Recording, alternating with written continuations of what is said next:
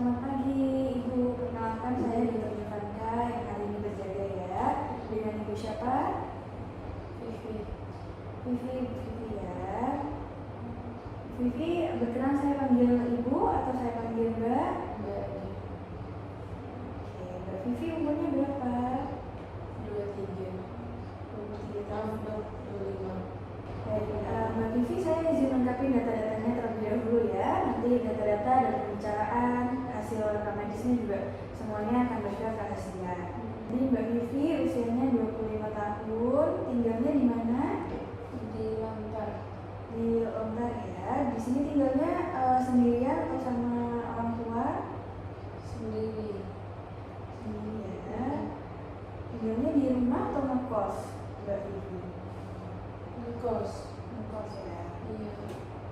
Mbak Vivi agamanya apa? Islam. Islam ya. Pendidikan terakhirnya apa? S1. S1 ya. Apakah sudah menikah? Belum. Belum menikah ya. Mbak Vivi apakah sudah bekerja? Enggak. Nggak bekerja ya. Mbak Vivi apakah punya saudara? Ada.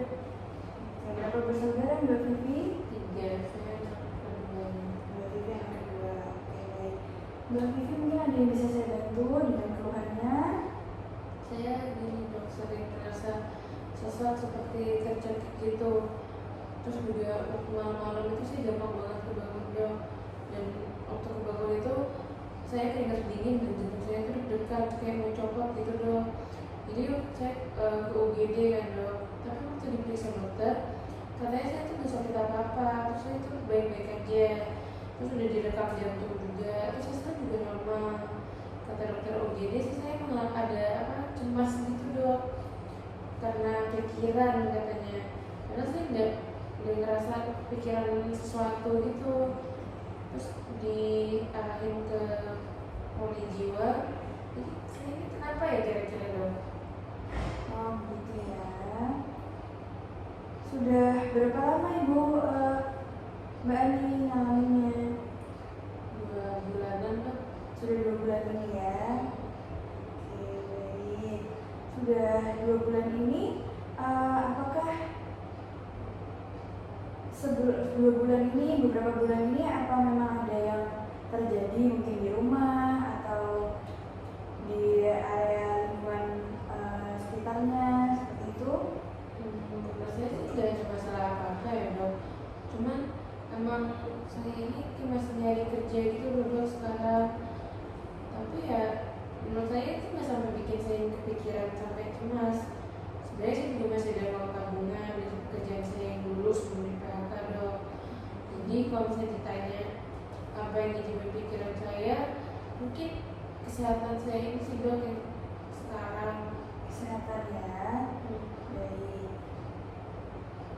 Mbak Ani tadi tinggalnya sendiri ya? Iya. Oke. Mungkin ada, saya boleh tanya hubungannya sama orang tuanya mungkin baik atau ada masalah? Sebenarnya saya kan baru di PHK ya dok, jadi saya itu sering tinggal di rumah orang tua karena gak ada kerjaan juga. Jadi saya hidup sendiri itu kadang cuma Sabtu Minggu gitu, tapi selebihnya saya ke rumah orang tua. Terus sebenarnya selama itu baik-baik aja, cuman mereka tuh kayaknya apa ya dok, kayak sumpah capek gitu loh lihat saya sering di rumah mereka, terutama mama saya dok. Saya itu harus dapat pekerjaan lagi gitu, jadi mama saya itu sering ngomel, apalagi kalau misalnya saya bangunnya siang. Jadi mama saya sering marahin saya kalau misalnya saya tahu tidur jam 2, jam 3 pagi gitu dok. Dan mama saya itu gak mau nanya alasannya kenapa saya gak bisa tidur, tapi aku marah. Gitu ya. Biasanya kalau misalnya mamanya lagi marah-marah atau sumpahnya itu seperti apa gitu? Mama saya itu bilang kalau misalnya saya itu sakit sekarang itu karena gara-gara saya sendiri. Saya nggak bisa tidur juga karena salah saya sendiri. Bahkan dia bawa-bawa kayak kenapa saya bisa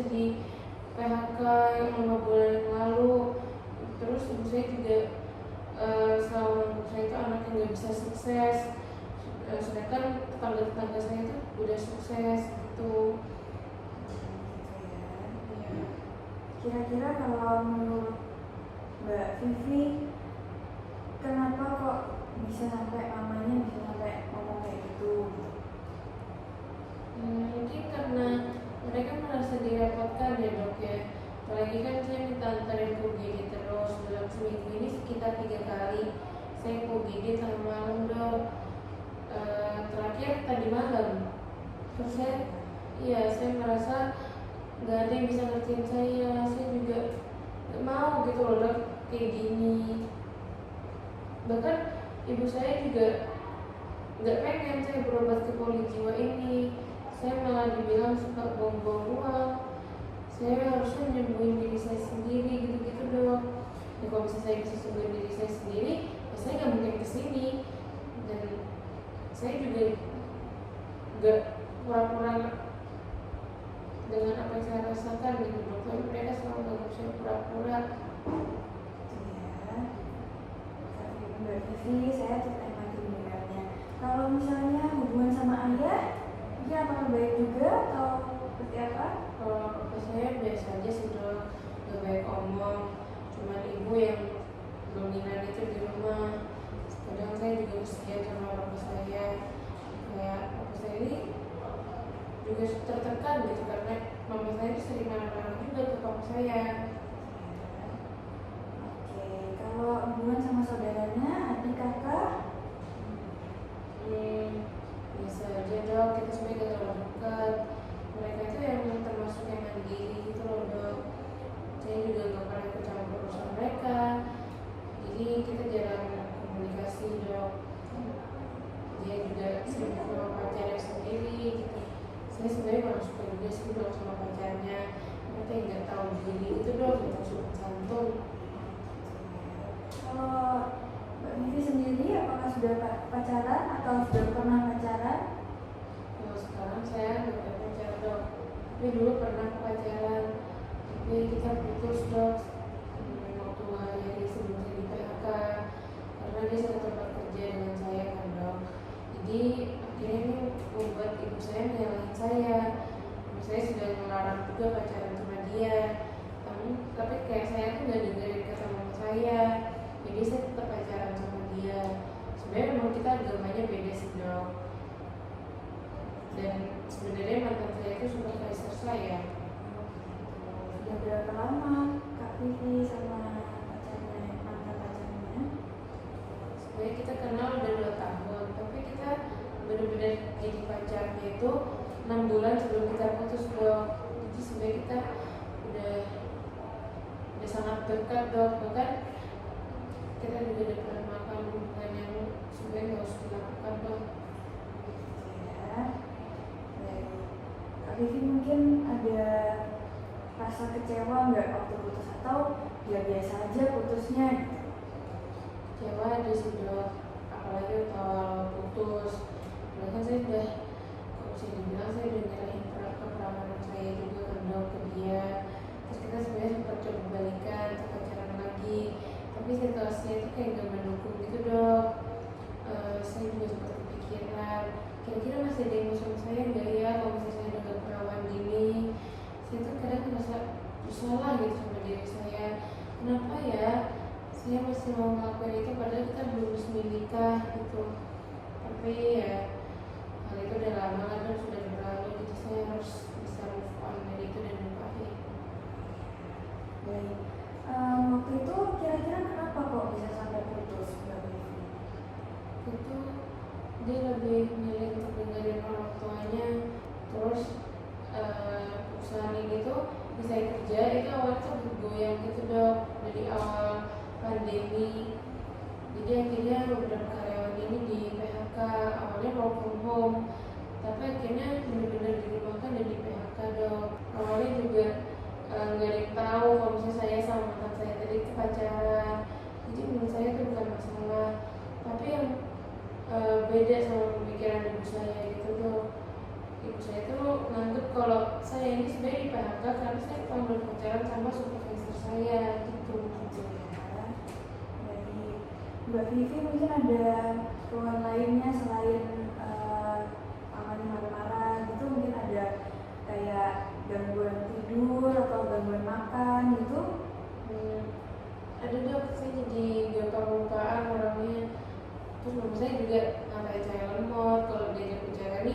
sering lupa gitu loh dok, kayak gak bisa fokus kalau ngerjain sesuatu.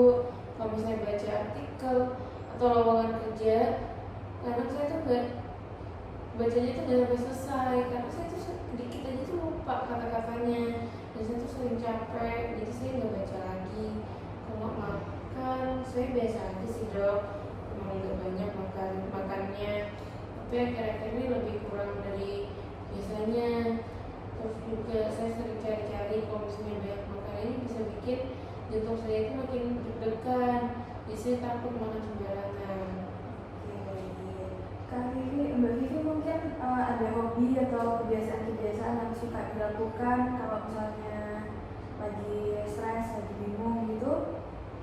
Saya hobinya jalan-jalan sih dok, tapi ini itu juga bikin saya stres karena selama pandemi ini kan saya jadi gak bisa kemana-mana. Saya ini jadi sakit apa ya dok? Saya tuh kepikiran sama kondisi saya ini sekarang. Tapi masa gara-gara stres bisa sampai bikin kayak deg-degan kayak gini ya dok? Baik, Kak Vivi, memang secara fisik sudah diperiksa dan hasilnya sudah baik ya. Mungkin berarti kemungkinannya ada faktor bukan dari fisiknya, mungkin bisa jadi dari psikisnya.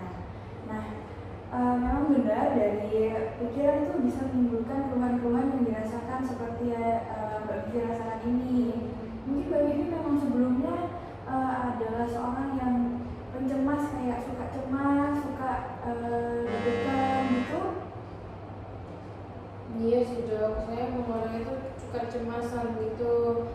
Orang-orang di sekitar saya ini gak bisa gitu loh imbangin cara saya kerja, kecepatan saya kerja. Mereka tuh kayak terlalu santai gitu dengan saya. Saya kan orangnya suka ngelakuin sesuatu tuh dengan cepat dok. Semakin saya suka nunda-nunda itu, semakin saya tuh gak tenang. Jadi kepala saya juga sering pusing, perut saya mual kalau misalnya saya sedang stres.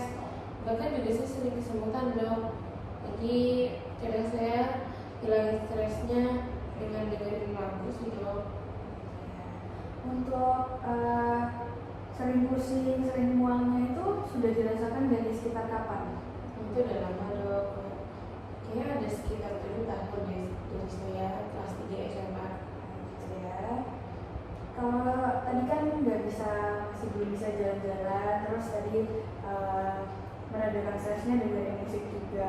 Mungkin ada lagi yang dilakukan selain dengerin musik untuk ngatasin stresnya gitu?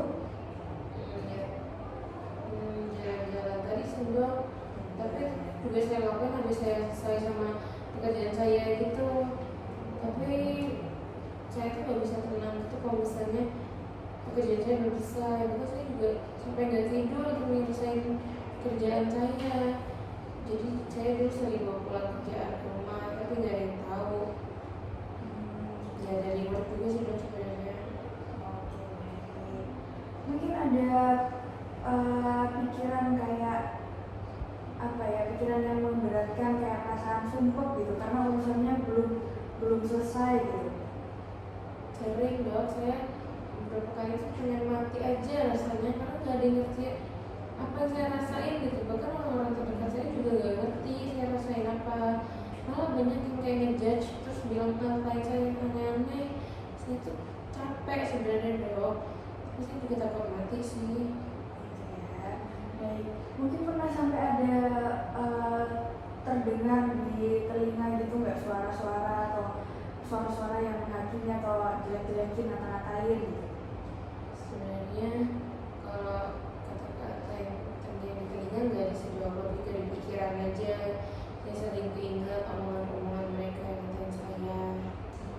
Omongannya siapa itu?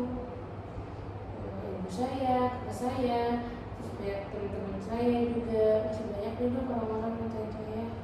Gitu ya.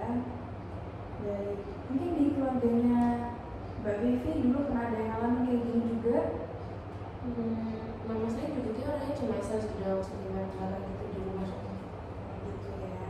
Baik, Mbak Vivi, saya coba recap dari awal ya. Tadi keluhan-keluhan yang sudah disampaikan, mulai dari tadi ada sering berdebar-debar, sesak juga, lemas, porsi makannya berkurang, ingin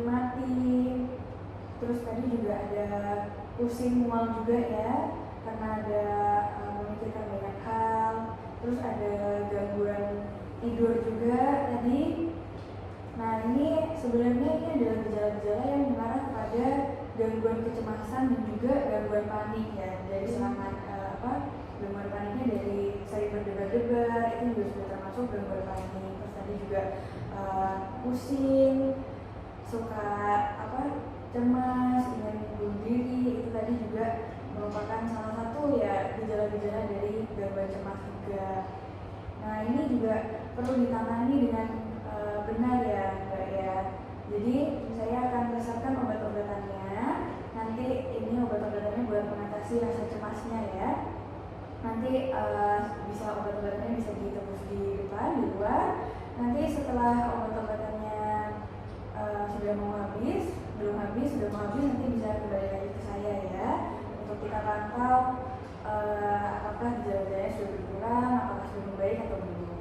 Tapi kalau misalnya minum obat ini sih kira-kira ketergantungan obat itu ya nggak dok? Atau kayak efek sampingnya itu malah memperparah gejala-gejala saya tadi gitu ya?